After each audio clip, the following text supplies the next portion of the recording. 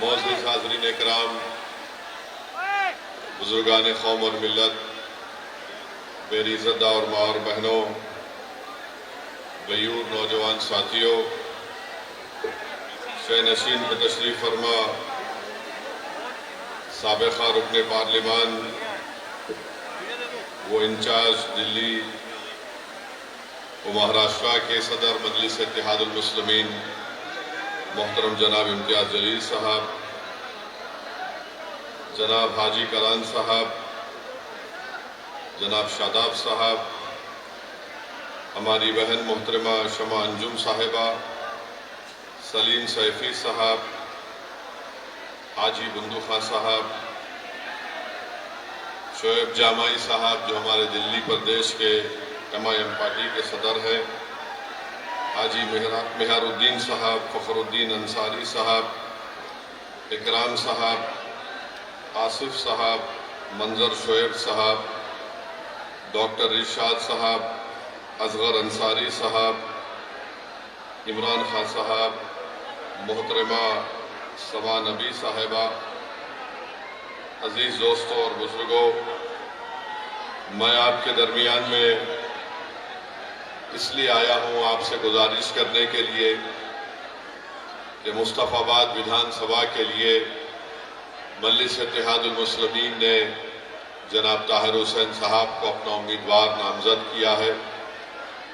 मेरी आप तमाम से गुजारिश है कि इस आने वाले असेंबली के इलेक्शन में आप तमाम लोग मुत्तहदा तौर पर अपने के वोट का इस्तेमाल करें और दिल्ली की इस विधानसभा में आप अपने इत्तेहाद की ताकत की बुनियाद पर अपनी आवाज़ को भिजाएं।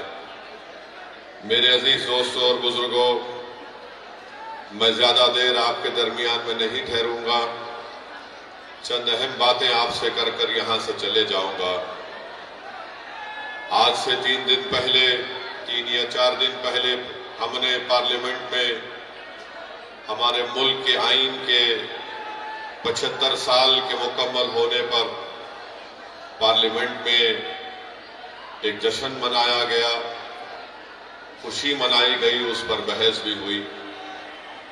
मैं आपको बताना जरूरी समझता हूं कि जब हमारे वतन अजीज का आइन संविधान बन रहा था, उस कॉन्स्टिट्यूएंट असेंबली में जब संविधान बन रहा था तो मौलाना अबुल कलाम आज़ाद ने इस बात का मुतालबा किया कि भारत की सबसे बड़ी अक़लियत मुसलमानों को रिजर्वेशन मिलना चाहिए, और मौलाना ने उन रिजर्वेशन की बात की थी जो पार्टीशन से पहले मुसलमानों को दिया गया था। और जब मौलाना ने इस बात का मुतालबा किया तो सरदार पटेल ने उस वक्त मुस्लिम लीग के बागी रेबल लोग थे, जिसमें आबिद हुसैन और एक मोहतरमा थी, उनको सरदार पटेल ने इशारा करके कहा कि तुम इनका जवाब दो, और इन दोनों ने उठकर मौलाना आजाद से कहा कि आप भारत के मुसलमानों को आइसोलेट करना चाहते हैं, अलग थलग करना चाहते हैं, उनको मेन स्ट्रीम में आना चाहिए। मौलाना आजाद ने उस वक्त एक तारीखी जुमला कहा था कि ये भारत की जहां पर संविधान बनाया जा रहा है, ये मेरे लिए एक नया कैद खाना बन गया।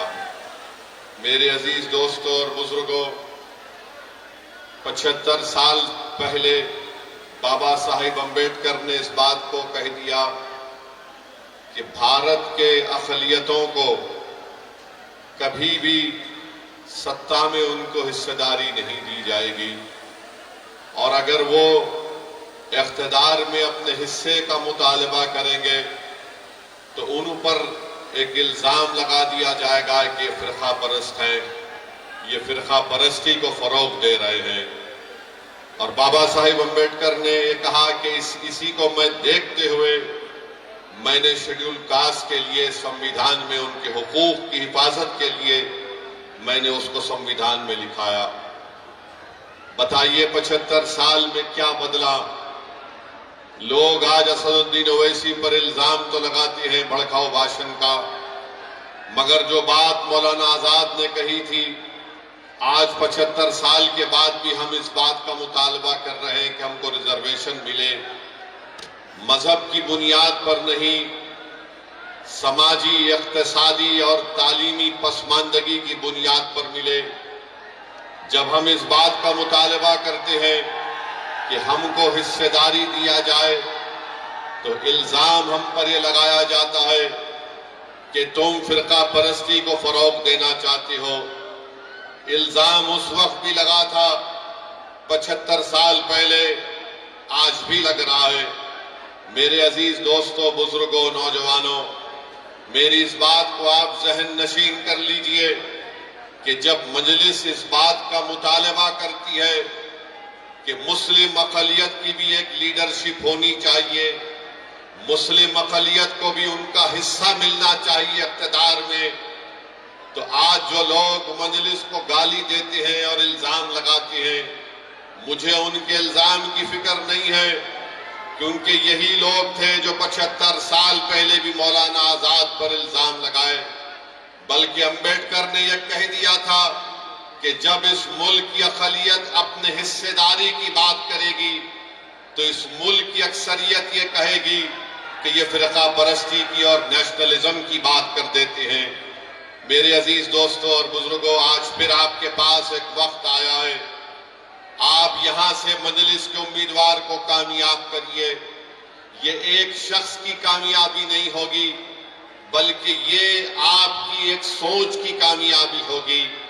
ये एक शख्स को आप मुत्तहदा तौर पर अपना वोट डालकर कामयाब नहीं करेंगे, बल्कि आप अपनी एक लीडरशिप को मजबूत करेंगे। भारत में सब समाज की लीडरशिप बन सकती है, मगर अगर किसी एक समाज की सियासी लीडरशिप अगर कोई बर्दाश्त नहीं करता, तो वो मुसलमानों की सियासी लीडरशिप को कोई बर्दाश्त नहीं कर सकता। मंशा और मकसद एक ही है कि हम गुलामी करते रहे, हम भीख मांगते रहे, हम इक़्तिदार में हिस्से का मुतालबा ना करें, बल्कि आज हमको ये कहा जाता है कि अगर तुम जिंदा हो तो हमारी वजह से हो। मगर बताइए मेरे अजीज दोस्तों और बुजुर्गों, हम कब तक घुट घुट कर, हम कब तक डर डर कर जिंदगी गुजारेंगे? जमहूरियत है, भारत के आईन के मुताबिक, संविधान के मुताबिक हम सब तमाम बराबर हैं, हम इंसान हैं, और जिस तरह हर किसी को अपने समाज की लीडरशिप बनाने का कासिल है, उसी तरह भारत के मुसलमानों को भी अपनी लीडरशिप बनाने का इख्तियार हासिल है।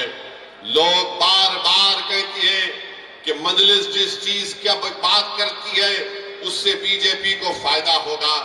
मैं उन लोगों से पूछना चाह रहा हूं, बताओ हम क्या दुनिया में इसलिए पैदा हुए कि तुमको जिताएं, तुमको कामयाब करें, और हम वोट तुमको डालें और तुम बीजेपी को रोक नहीं पाते हो? बीजेपी इख्तिदार पर दोबारा आ जाती है। याद रखिए, भारत के मुसलमानों को इस बात का फैसला करना है कि आप कब तक नाम निहाद सेकुलर पार्टियों के झोली में अपना वोट डालेंगे।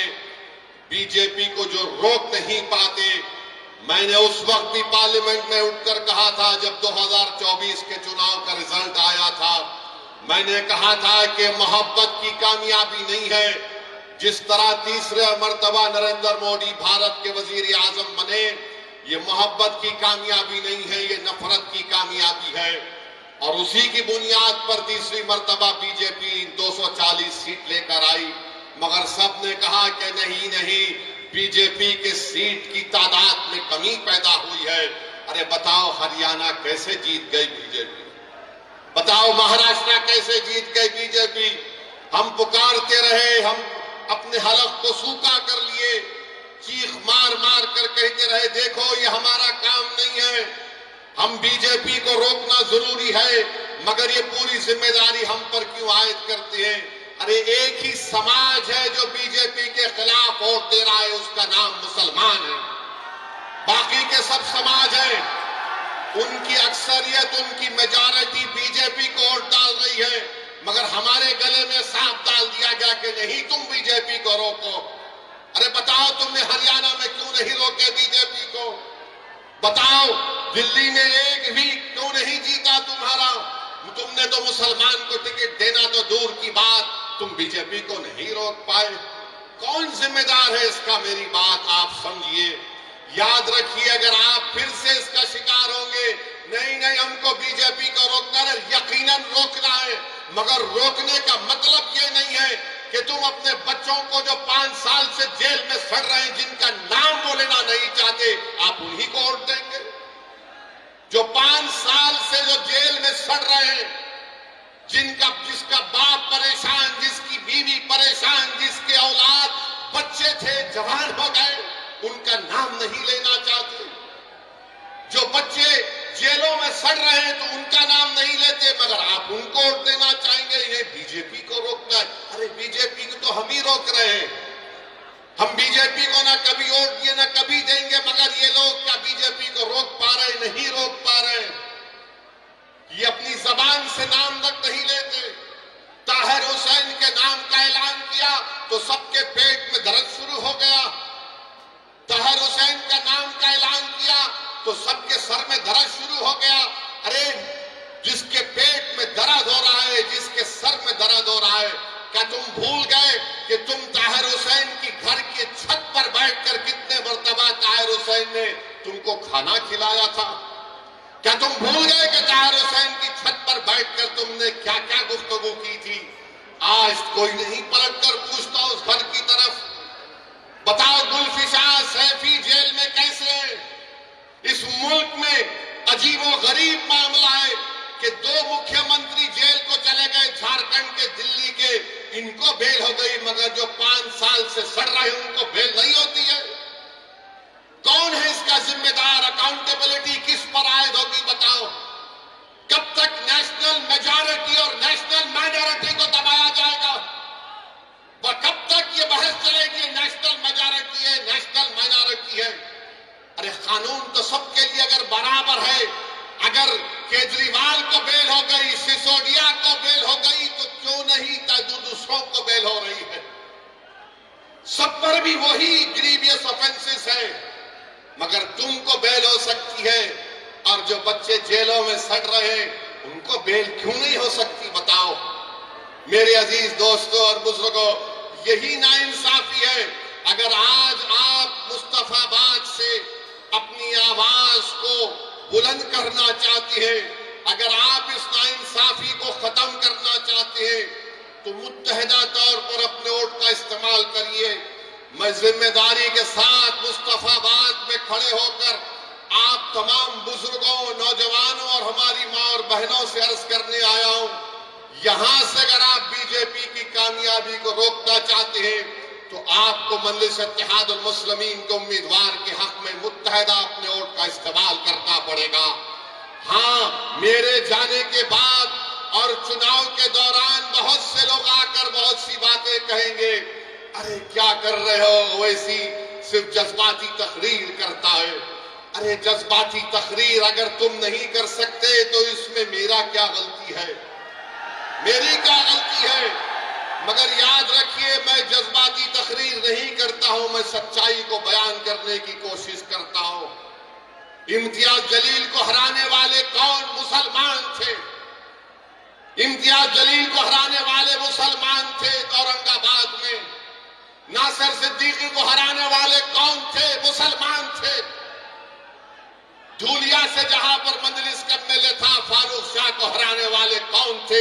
हमारे ही सफों में वो मीर जाफर और मीर साजद के एजेंट छुपे हुए, वो दोबारा मुस्तफाबाद को भी आएंगे, आकर तुमसे कहेंगे मैं तुमको कह रहा हूं। किसी शायर ने बड़ा अच्छा कहा था, वो शेर याद आ रहा है। क्या कहा था शायर ने? वाकिफ नहीं है जो लोग सफर के उसूल से, वाकिफ नहीं है जो लोग सफर के उसूल से, साये की भीख मांग रहे बबूल से। ये वो लोग हैं आकर वही सेकुलरिज्म का पुराना राग लगाएंगे। अरे कहां का सेकुलरिज्म है बताओ? ये सेकुलरिज्म है कि केजरीवाल को बेल मिल जाती है और दूसरों को नहीं मिलती? कौन सा सेकुलरिज्म है बताओ? ये मेरे अजीज दोस्तों और बुजुर्गों, मेरी आपसे अदबन गुजारिश है कि मुत्तहदा तौर पर अपने वोट का इस्तेमाल करिए। डरने और घबराने की जरूरत नहीं है। अब हमारे जाने के बाद मजलिस के उम्मीदवार का जलसा हो चुका, तो लोग आके बोलेंगे देखो बीजेपी को रोकना है, यकीनन रोकना है। कोई आकर अगर ये कहेगा कि देखो अपने बच्चों को समझाओ वरना गब्बर सिंह आ जाएगा, तो मैं उनसे कहूंगा कि आप उनको जवाब दीजिए कि अब हम सोने वाले नहीं है, अब हम जाग चुके हैं, अब हम नहीं सोएंगे। तुम 75 साल के हमको ये झूठे सेकुलरिज्म की अफीम हमको छका छका कर तुमने हमको सुला दिया। अब हम जागने वाले हैं। जो लोग हमसे कह रहे हैं कि देखो खामोश हो जाओ, सो जाओ, उनसे कहो कि हमारे दरमियान में एक पागल असद आया है जो हमारा शेर है, हमको जागने की आदत डाल चुका है। अब हम जागेंगे, सोएंगे नहीं। अब हम होशमंदी से अपने वोट का इस्तेमाल करेंगे। मेरे अजीज दोस्तों और बुजुर्गों, आपकी आवाज आपके हाथ में है, आपकी आवाज आपके हाथ में है। अगर हमारी इस बहन की ये जज्बाती बातें जो ताहिर हुसैन की वाइफ ने, उनकी बेगम ने आपके सामने कही, थोड़ी देर के लिए ये भी सोचिए कि हमारे हर घर की कहानी है, ये हमारे हर घर की कहानी है। मेरे भाई, इज्जत की जिंदगी अगर गुजारना है तो सिर्फ नारों से हम इज्जत की जिंदगी नहीं गुजार सकते। अगर हम मुस्तफाबाद में सफाई का इंतजाम चाहते हैं, मुस्तफाबाद में वो ब्रिज रोड की ट्रैफिक जहां पर उसका मसला हल करना चाहते हैं, हम अच्छा पीने का पानी हासिल करना चाहते हैं, हम स्कूल चाहते हैं, कॉलेज चाहते हैं, तो सिर्फ नारों से नहीं होगा। तुमको अपनी आवाज को भिजाना पड़ेगा, दिल्ली के विधानसभा में लड़ना पड़ेगा तुमको, और उसके लिए आपको एक वोट का सही इस्तेमाल जब आप करेंगे तभी आपको कामयाबी मिलेगी। वरना सिर्फ हम वोट डालने वाले बनकर रह गए, हम वोट लेने वाले नहीं बन सके। वोट हासिल करो, और कैसे हासिल करेंगे? जब आप मजलिस के हक में अपने वोट का इस्तेमाल करेंगे। लोग बहुत सी बातें करेंगे, ये नहीं होने वाला है, ये फुला होने का ऐसा होगा। मेरे अजीज दोस्तों और बुजुर्गों, क्या क्या आपने देखा? मुझे यहां पर यह बताया गया, बल्कि सच्चाई है, दिल्ली में वो फसाद हुआ, 2022 का प्रोग्राम हुआ। यहां का मुख्यमंत्री अगर मरने वालों को 1 करोड़ देता है, गवर्नमेंट की नौकरी देता है, तो दूसरे भी तो मरे, उनको क्यों नहीं दिया तुमने गवर्नमेंट की नौकरी और पैसे?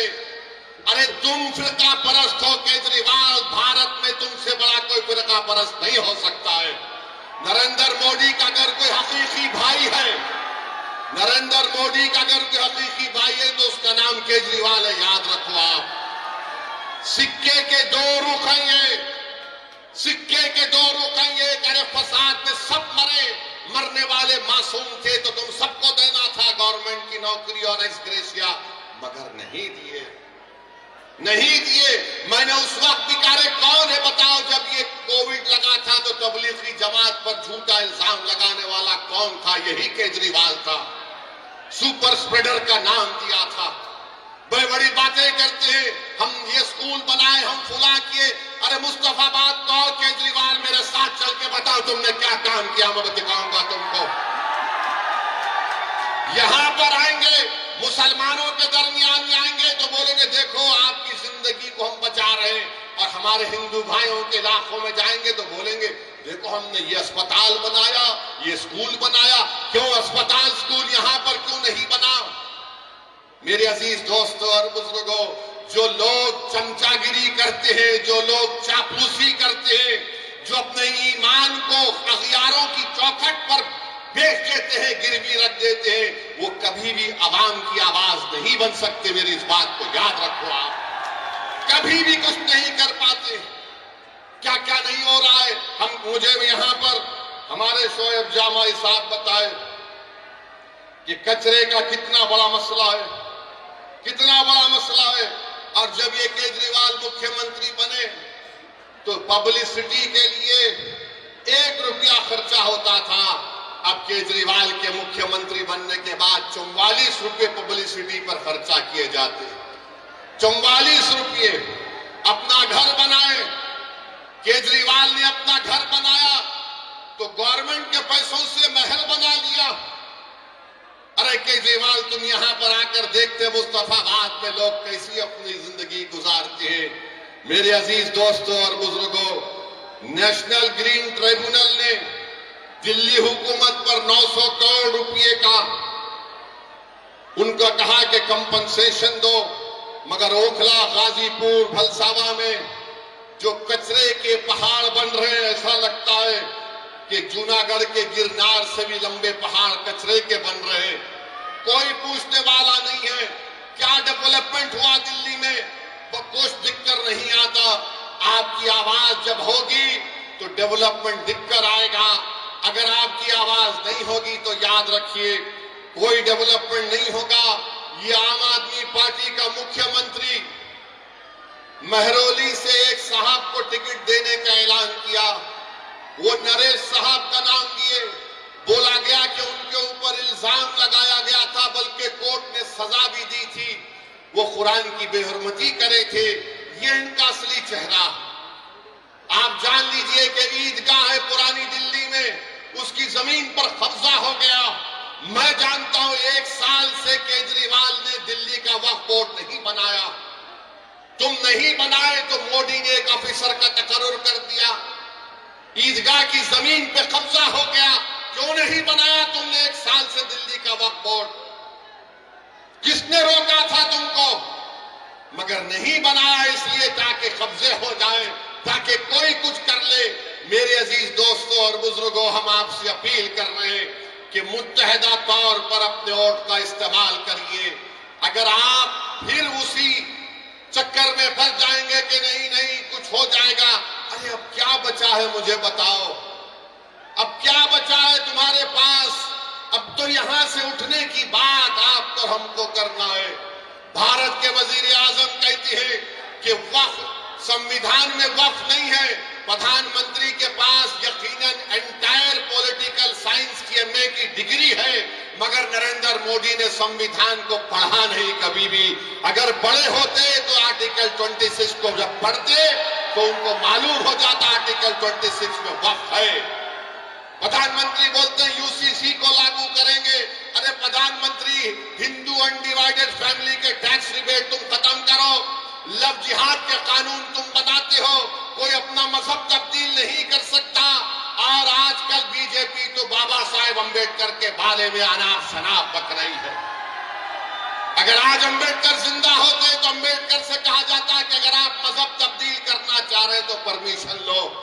वक्फ की जायदादों को छीनने की कोशिश बीजेपी कर रही, और दिल्ली में 1 साल से वक्फ बोर्ड नहीं बनाया जाता। बहरहाल मेरी आप तमाम से अपील है कि आप मजलिस की तायीद करिए। पिछले बार भी आपने मजलिस के उम्मीदवारों की तायीद की, हमको कामयाबी नहीं मिली, मगर हमारे हौसले बुलंद है। हम कभी मायूस नहीं हो सकते। मेरा काम लड़ना है, मेरा काम अवाम के दरमियान में जाकर अपनी पार्टी की बात को आपके सामने रखना है। मेरा काम, इम्तियाज जलील का काम यह है कि भारत की पार्लियामेंट में हम आवाम के मसाइल को उठाते हैं। मेरे अजीज दोस्तों और बुजुर्गों, मेरी आपसे दबन गुजारिश है कि आप हमारे उम्मीदवार की तायीद करें, इनको कामयाब करें। अरे आप अगर इनको कामयाब करेंगे तो यकीन मानिए ये जो बच्चे हमारे लोग जेलों में सड़ रहे हैं, जिनकी जवानियां खत्म हो चुकी हैं, जिनके माँ बाप, उनकी आंखें तड़प रही हैं अपने बच्चों को देखने के लिए, जिसकी माँ तड़प रही है, जिसका ज़ईफ बाप तड़प रहा है, आपसे मेरी गुजारिश है कि एक एक वोट का इस्तेमाल करिए। ये इलेक्शन आपको एक पैगाम देना है तमाम पार्टीज को, चाहे बीजेपी हो, आम आदमी पार्टी हो, कांग्रेस हो। आपको पैगाम अपने वोट से देना है कि देखो हम अभी जिंदा हैं यहाँ पर, हम अपने बेटों को, अपने भाइयों को नहीं भूले, हम अपने वजूद का एहसास दिलाएंगे। हम मुस्तफाबाद के विकास के लिए मजलिस को वोट दीजिए। आप देखेंगे सब दौड़ दौड़ कर आएंगे, वरना ये सब पार्टियां जानती है बीजेपी किसी मुसलमान को टिकट नहीं देती। नरेंद्र मोदी तो कह चुके हैं कि मुस्लिम औरतें ज्यादा बच्चे पैदा करती हैं। नरेंद्र मोदी तो कह चुके हैं कि मंगलसूत्र निकालकर मुस्लिम बहनों को दिया जाएगा।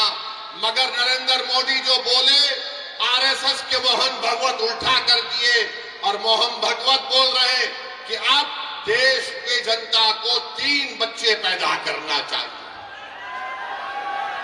अब मोहन भगवत किसको कह रहे हैं मुझे नहीं मालूम। मोहन भगवत पूछ ले नरेंद्र मोदी से कि किस पर इल्जाम लगाया गया था। मगर मेरे अजीज दोस्तों और बुजुर्गों, इन तमाम चीजों का अगर हम जमहूरी तरीके से जवाब देना चाहते हैं तो मेरी आपसे गुजारिश है कि मजलिस के पतंग के निशान पर आप बटन दबाकर अपने वोट का इस्तेमाल करिए। यकीनन बीजेपी को रोकना है, मगर मैं कोई कूली नहीं हूं सेकुलरिज्म का कि मैं 75 साल से मैं ही इस फर्ज को निभा रहा हूं। हम कब तक इस बोझ को उठाएंगे बताओ? कब तक हम उठाएंगे? हमारी मस्जिदों पर हमला हो रहा है। संभल में गोली मार दी गई, 5 मासूम बच्चों पर सीने पर गोली मारकर उनको खत्म कर दिया गया। 500 साल के बाद मुझसे कहा जा रहा है बताओ ये तुम्हारी मस्जिद है या नहीं। 800 साल के बाद कहा जा रहा है कि ख्वाजा अजमेरी की दरगाह है नहीं, तुम बताओ। मेरे भाई याद रखो, तुम जिस पर भरोसा कर कर ठेका लगाकर बैठे हो ना, वो जानते हैं कि इसी तरह की बातें अगर कोई करता रहेगा हम डर कर उनको वोट देंगे। अरे मैं तुमसे कह रहा हूं, अगर आप उठेंगे, नौजवानों याद रखो ये तुम्हारी लड़ाई हम लड़ रहे हैं। मेरी जिंदगी का चिराग कब खत्म हो जाए वो अल्लाह जानता है, मगर मुस्तकबिल तो तुम्हारा है। अगर आज तुम उठकर मुत्तहदा अपने वोट का इस्तेमाल करोगे तो कोई तुमको डरा नहीं सकता। तुम डरते हो तो इसलिए डराया जा रहा है। जिस दिन तुम नहीं डरने का ऐलान करोगे, और नहीं डरना सिर्फ जबान से नहीं डरना जब तुम कहते हो कि मैं किसी बाप से नहीं डरता, मैं किसी माइका लाल से नहीं डरता, मैं किसी मोदी से नहीं डरता, मैं किसी केजरीवाल से नहीं डरता, उसको अमली जामेनामा कैसे पहनाएंगे? सिर्फ नारा लगाने से तुम खुश हो जाओगे नहीं, तुमको जाकर अपने वोट का सही इस्तेमाल करना पड़ेगा। और सही इस्तेमाल मुस्तफाबाद में पतंग के निशान पर ताहिर हुसैन के लिए, उन तमाम मजलूमीन के लिए, इस विधानसभा के विकास के लिए आपको अपने वोट का इस्तेमाल करना पड़ेगा। इस डर को निकालो अपने दिमागों से। तुम कब तक और हम कब तक डरते डरते जिंदगी गुजारेंगे? एक बार इस डर को निकालो। इस दिल्ली के विधानसभा में आप अपने इत्तेहाद की निशानी के तौर पर मजलिस के नुमाइंदों को कामयाब करो। देखो हालात बदलेंगे, वरना याद रखो कोई आसमानों से आने वाला नहीं है, कोई जमीन से निकल कर आने वाला नहीं है। और अल्लाह भी उन्हीं लोगों के हालात को बदलता है जो अपने आप को बदलना चाहते हैं। अगर आप अपने आप को बदलना चाहेंगे तो अल्लाह इंशाअल्लाह ताला हमारे मुश्किलात में आसानी पैदा करेगा। अगर आप अपने हालात को बदलना चाहेंगे तो अल्लाह हमारे लिए हमारे मंजिल मकसूद को हमको पहुंचा देगा। अगर तुम सिर्फ दिमागी पसोपेश में रहोगे कि क्या होगा, ऐसा करे तो ऐसा होगा, नहीं करे तो क्या होगा, अरे हमारी जिम्मेदारी जितनी है उतना निभाओ, हमारी जितनी जिम्मेदारी है उतना तो निभाओ। मगर ये सिर्फ आप देख रहे हैं कि कभी ये कभी वो, ये नहीं चलने वाला है मेरे दोस्त। अब केजरीवाल कह रहे मैं ये दे दूंगा, मैं वो दे दूंगा, मैं ये कर दूंगा, सब कर दूंगा। केजरीवाल अपने जेब से नहीं दे रहे, उनके अब्बा का पैसा नहीं है, गवर्नमेंट का पैसा। मैं ये दे दूंगा, मैं वो दे दूंगा। अरे क्या दोगे तुम ताहिर हुसैन के घर को आकर तुम नहीं मिल सके, तुम क्या दे सकते हो? जो जेलों में है तुम उनके परिवार से एक बार फोन करके नहीं बात कर सके, तुम क्या दे सकते? तुम यहां पर रोड पे ट्रैफिक जाम होता, तुम उसको हल नहीं करे, तुम क्या दे सकते हो? इस विधानसभा में तुमने कौन सा स्कूल कॉलेज खोला बताओ हमको? तुमने कुछ नहीं किया। क्यों नहीं किया? क्योंकि केजरीवाल और मोदी जानते लोग डरते हैं। इनको डरा कर रखो और इनको डरा कर रखो तो एक मुश्त में इनके वोट लेकर जाओ। और जब मैं इस तरह की बात करता हूं तो बोलते देखो ओवैसी वोट काटने के लिए आया है। मेरे अजीज दोस्तों और बुजुर्गों, अगर मेरी बात में सच्चाई है तो उस पर गौर करो। आप ये आपका इलेक्शन है, मेरा इलेक्शन नहीं है। मुझे हैदराबाद की आवाम ने कामयाब कर दिया, मेरी पार्टी मजलिस इत्तेहादुल मुस्लिमीन को। नरेंद्र मोदी, अमित शाह मुझे आए हैदराबाद को हराने के लिए, सब आए वहां पर, छोटे बड़े मोहब्बत नफरत की बातें करने वाले, मगर हैदराबाद की आवाम ने 3,30,000 वोट से मुझे कामयाब किया। और आप हो बोल के नारा लगा, आप भी कर सकते मेरे भाई, आप भी करेंगे, मुझे यकीन है। सिर्फ आपको इस डर को निकालना पड़ेगा। आप डर को निकालिए, कामयाबी आपके कदम चूमेगी। हर बहरहाल मुझे यही चंद बातें आपसे अर्ज करना था। इंशाअल्लाह ताला जब चुनाव होगा, मैं आपके गली कूचों में भी आऊंगा, मैं आपके घर पर आकर दस्तक दूंगा, मैं आपसे आकर भीख मांगूंगा कि मेरे लिए नहीं, अपने इत्तेहाद के लिए, अपने इस विधानसभा के मुस्तकबिल के लिए, नौजवानों के रोशन मुस्तकबिल के लिए और ताहिर हुसैन के परिवार के इंसाफ के लिए। जो बच्चे आज जेलों में सड़ रहे हैं, जिनकी जबान, जिनकी आवाज को दबाया जा रहा है, कोई सुनने को तैयार नहीं है। मीडिया एक तरफा बात करता है, अरे ये कैसा होगा। मेरे भाई, कौन उनका हाथ पकड़ेगा, कौन उनकी आवाज उठाएगा। आज आपको दुनिया को बताना है कि हम उन लोगों के साथ खड़े हैं जिनको दुनिया ने भुलाने की कोशिश की। मेरी यही चंद गुजारिशात मैं आपके सामने अर्ज करने आया। इंशाअल्लाह ताला दोबारा फिर आऊंगा, आपसे मुलाकात होगी। आज आप अपना कीमती वक्त निकाल कर आए, बहुत बहुत शुक्रिया। अस्सलाम वालेकुम व रहमतुल्लाहि व बरकातहू।